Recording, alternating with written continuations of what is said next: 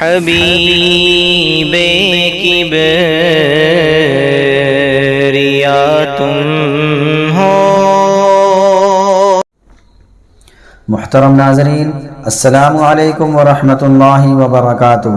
امید ہے کہ آپ سبھی حضرات خیر و عافیت سے ہوں گے۔ اللہ آپ کو اسی طرح ہمیشہ خوش و خرم رکھے۔ آج کسی صاحب نے یہ سوال کیا ہے کہ عورت عدت کے دوران کس کس سے پردہ کرے گی، ذرا تفصیل سے بتائیں۔ تو اس کا جواب یہ ہے کہ پردے کا تعلق یہ عدت کے ساتھ خاص نہیں ہے، بلکہ عدت اور غیر عدت میں پردہ کرنا نامحرم سے ضروری ہے۔ یعنی ہر نامحرم سے پردہ کرنا یہ ضروری ہے، چاہے عدت کا زمانہ ہو چاہے غیر عدت کا زمانہ ہو۔ اور غیر محرم ان افراد کو کہا جاتا ہے کہ جن سے زندگی میں کسی بھی موقع پر عورت سے نکاح ہو سکتا ہو۔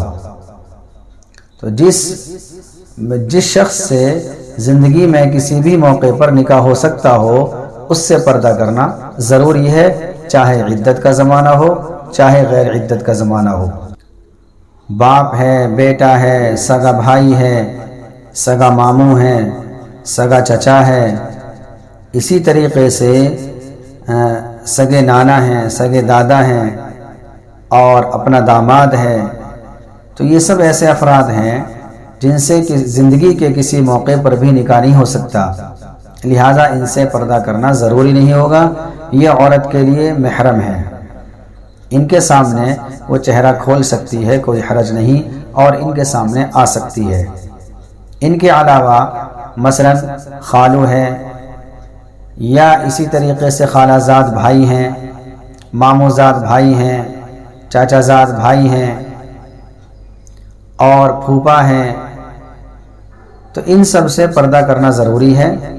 بس یہ یاد رکھیں کہ جن حضرات سے زندگی کے کسی بھی موقع پر نکاح ہو سکتا ہو ان سے پردہ کرنا ضروری ہے۔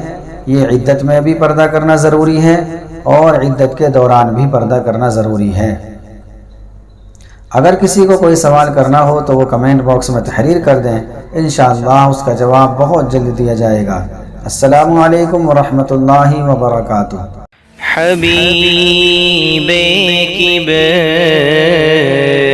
کبریا تم